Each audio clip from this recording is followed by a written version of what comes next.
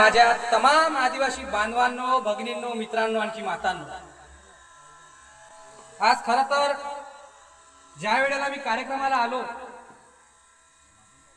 मला कार्यक्रमामध्ये आल्यावर आज आपण सर्व ज्या संख्येने इथे उपस्थित आहात, खरं तर एवढी संख्या बघून सुद्धा मला अतिशय आनंद झाला की समाजाच्या कार्यासाठी, समाजाच्या कार्यक्रमासाठी आपण लोकांनी जे पावलं पुढे केले, आपल्या संस्कृतीला शिकायसाठी, की गर्दी काही कमी राहते. का राहते गर्दी कमी? त्याचा मागचं कारण काय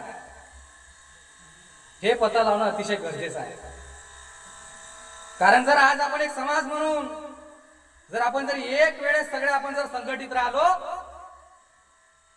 तर कोणामध्ये ते हिम्मत पैदा नाही होणार की माझ्या आदिवासी बांधवांच्या खिलाफात कोणी आवाज सुद्धा उचलेल. पण याच्यासाठी सर्वात पहिला पाऊल म्हणजे आपल्याला स्वतः घ्यायला लागेल. आजच्या वेळेला आपल्या समाजाची परिस्थिती बदललेली आहे. आज आपल्या आदिवासी बांधवांमध्ये समाजाच्या कार्यामध्ये शक्ती दाखवणं हे अतिशय गरजेचं. मी आपल्याला सांगतो की आता आमची तर काही लग्नाची वय नाही, पण आमचे जे सहकारी आहेत, आमचे जे बंधू भगिनी आहेत, त्यांची जेव्हा लग्नाची वय होते, प्रभाताई, मी बघितलं की आपल्या गोंडी समाजामध्ये, आपल्या आदिवासींमध्ये हा गैरसमज जो पाडून घेतलेला आहे. एकाकडे म्हणतात की आम्ही राजगोंड, दुसरीकडे म्हणतात आम्ही दुसरे गोंड, राजगोंड, प्रधान गोंड. हे मतभेद कोण केले? आज जर आपण अशाच याच्याने चाललो की हे राजगोंड, ते प्रधान गोंड, ते अमके गोंड, ते ढमके गोंड, आपल्या समाजाचा कधीच भला होऊ शकत नाही. म्हणून आपण सर्वांनी एका विचारशैलीवर चाललं पाहिजे की एक तीर एक कमान, सर्व आदिवासी एक समान. या विचारधारे आपण सर्वांनी चाललं पाहिजे. या विचारधारेने जेव्हा आपण एक सगळं संघटित होऊ, तेव्हा कुठे ना कुठे आपल्या समाजाचं कल्याण होईल. आज ज्या प्रकारे मी म्हटलं की परिस्थिती बदलली आहे, आपले पूर्वज ज्या वेळ घेऊन चालायचे, आज आपल्या पूर्वजांकडून आपल्याला हे शिकून घेतलं पाहिजे की परिस्थितीनुसार आजच्या माझ्या तरुण बांधवांना एका हातात तीर कमान आणि दुसऱ्या हातात कलम राहिली पाहिजे, पेन राहिलं पाहिजे, आणि शिक्षणाची गरज आहे. कारण जर आज माझा आदिवासी बांधव शिकला, जर एकाची जरी प्रगती झाली, तर मला एवढा आत्मविश्वास आहे की एकाच्या प्रगतीने अख्ख्या समाजाचं कल्याण होईल. ज्ञान घेत राहा, कारण जर आपण ज्ञान घेत राहिले तर ते शक्ती आपल्यामध्ये बनेल की आपण आपल्या समाजाचं कल्याण करू शकू. बांधवांनो, मी आपल्याला आपल्या आदिवासींची एक ताकद सांगू इच्छितो की ज्या वेळेला छत्रपती शिवाजी महाराज असायचे, ते ज्या किल्ल्यांवर, ज्या गडांवर ते थांबायचे, महाराजांनी एक गोष्ट अनुभवली की जेव्हा जेव्हा महाराजांच्या किल्ल्यावर मुघलांकडून जेव्हा जेव्हा हल्ले व्हायचे, तर तेव्हा तेव्हा महाराजांच्या सैनिकांना कळायचं कसं? एक सुद्धा सैनिक हमला झाल्यावर जखमी नाही व्हायचा, पण त्यांना कळत होतं की त्यांच्यावर हमला झाला. एक दिवशी महाराजांना विचारलं की हे कसं शक्य आहे की मुघल जेव्हा लपून छुपून आपल्या गडावर वार करतात, तेव्हा माझ्या मराठा सैनिकांना कळतं कसं? तर ते कळायचं असं की ज्या ज्या वेळेला महाराजांच्या किल्ल्यांवर हा मुघलांनी हमला, पहिला स्वतःच्या छातीवर घाव घेणारा व्यक्ती म्हणजे आदिवासी होता. सर्वात पहिला घाव देणाराही आदिवासी होता आणि सर्वात पहिला घाव घेणाराही आदिवासी होता. पण ह्या गोष्टी आज कुठेच पूर्णपणे कोणत्या इतिहासात लिहिली गेलेली नाही. आपल्या आदिवासीची शक्ती काय होती हे आपण सर्वांनी समजून घेतलं पाहिजे. आज आपल्या कार्यक्रमाला सुद्धा माझ्या बांधवांची जे कमी दिसत आहे आणि माझ्या लाडक्या बहिणी, माझ्या आदिवासी महिला हे जास्त प्रमाणात दिसत आहे.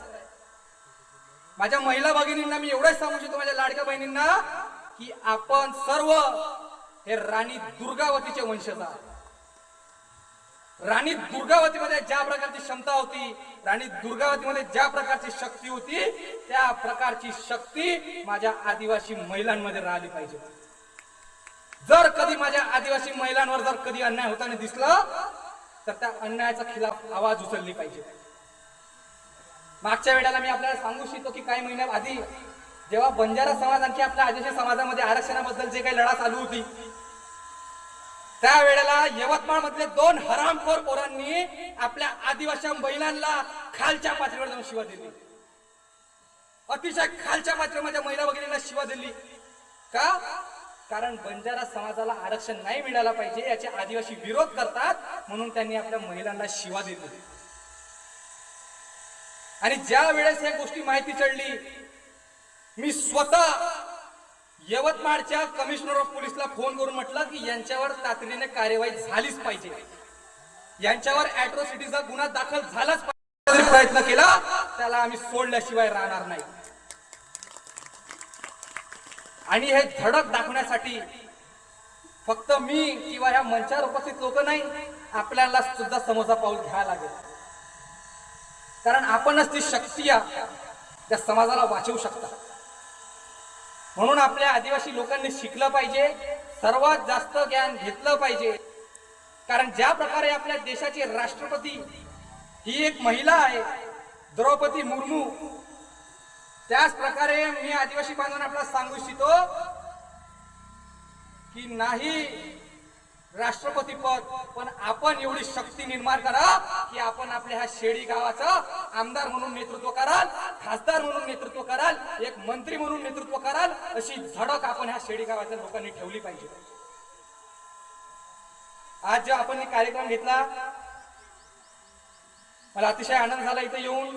आपल्या सर्वांच्या डोळ्यांमध्ये ते शक्ती बघून, जे ऊर्जा आपल्या सगळ्यांमध्ये आहे, ते ऊर्जा बघून की आपण सर्व ह्या गावाचा, आपल्या आदिवासी लोकांचा विकास कराल अशी मला खात्री आहे.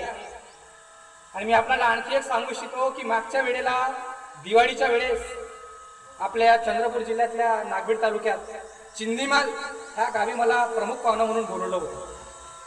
आणि ज्या वेळेला मी त्या गावात गेलो, गावात गेल्याबरोबर आपल्या आदिवासी महिलांनी मला घेरलं.